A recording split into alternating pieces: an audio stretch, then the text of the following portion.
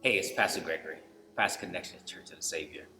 We've been going through the series, Open Our Eyes, where it follows and goes through the story of the walk to Emmaus. These disciples, these two disciples of Jesus Christ, are making this journey on the day of Christ's resurrection, but there's a lot of feelings and emotions that they're dealing with.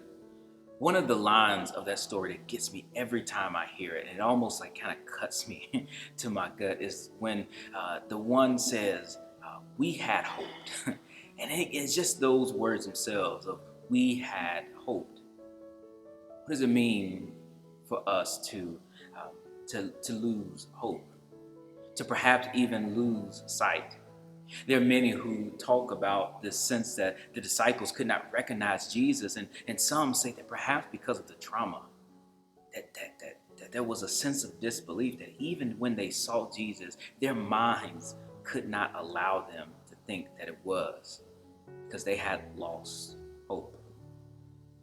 I think of the song, Black National Anthem, one of my favorite hymns. I sung it every day of school from kindergarten to fifth, the first verse at least of it. It was the way in which we started the day. It was kind of funny in some ways. We did the Pledge of Allegiance and then we sang the Black National Anthem.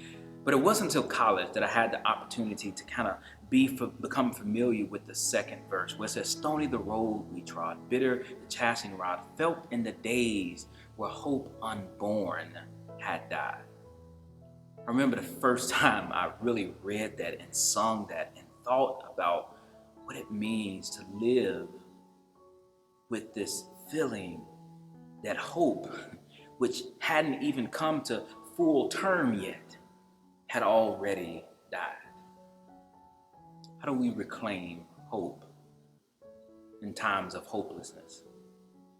I'm grateful for Laura Mosley, who last week talked about the sense of the being in between, because in some ways that's often where we can feel the most hopeless, where we know what's on one side and perhaps we can get a sense of what's possible, and yet we can't figure out which way we go.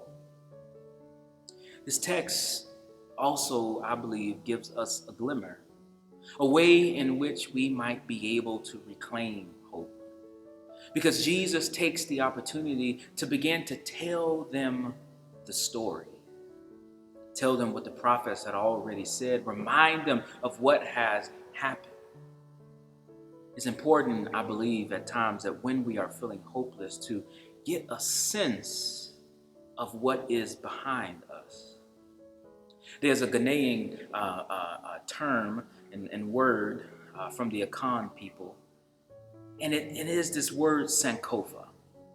And what I love about this sense of Sankofa, I love the image of it. It is the image of a bird that is flying forward and looking backwards. The thought being that we always have to reach back and pull the wisdom of those who have come before us to bring with us as we journey forward. And I wonder if perhaps that's what Jesus was trying to do for them in this moment. To offer them a sense that you have to pull from the wisdom of the prophets to be able to move forward to something new. So how might we reclaim hopefulness?